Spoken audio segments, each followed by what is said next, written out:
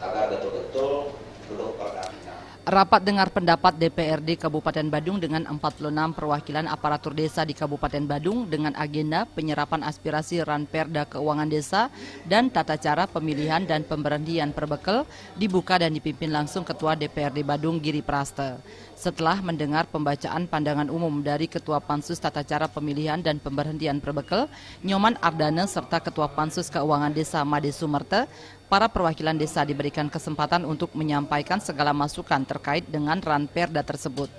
Dari 2 Ranperda yang dibahas, Ranperda Tata Cara Pemilihan dan Pemberhentian Perbekal mendapat perhatian khusus oleh para perwakilan desa untuk diusulkan ke anggota Pansus, di antaranya terkait pelaksanaan pemilihan perbekal yang diusulkan serentak dan bergelombang dalam satu tahap dengan jangka waktu 6 tahun, syarat usia minimal 25 tahun dan batas domisili minimal 5 tahun bagi calon perbekal di daerah pemilihan serta pendidikan minimum S1.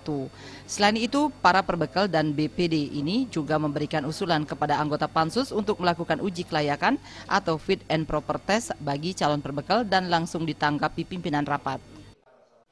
Tentang seleksi kriteria tambahan di sini, memang sini agak sulit Pak, kalau menerapkan ini menurut kami, karena pengalaman desa itu kan beda ya. Nah kalau bisa, kalau masih ada calon lebih daripada 5, kalau masih bisa ada aturan seperti dulu pemilihan untuk kedua kalinya, mungkin itu yang mungkin tempat kalau tidak ada. Dari sini, menurut kami belum sangat mengena Pak, ini perlu dipikirkan ke depan ini.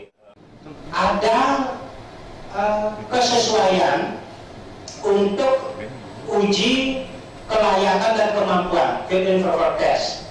Cuman sekarang kita minta agar dibentuk dari lintas pemerintahan Kabupaten Badung. Apakah dari unsur DPRD-nya, dari unsur eksekutifnya, itu yang lebih bagus. Ketimbang nanti kita diserahkan dari umur yang terakhirnya, nanti yang kita takuti itu naik di koran menjadi hak pelanggaran hak asasi. Seperti yang disampaikan oleh Bapak Perbekal Baho, dari yang kali pertama Pak. Dan kami akan teruskan dalam hal pembentukan perda apapun itu, utamanya adalah perbekal harus terlibat di dalam pembahasan itu. Karena apa? Karena perbekal itu tahu dengan wilayahnya sendiri. Topografi wilayahnya diketahui.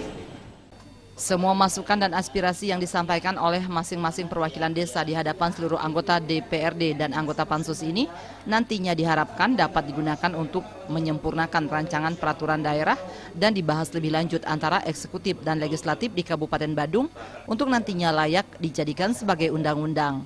Ari Wiratmaja dan Artaye, Bali TV.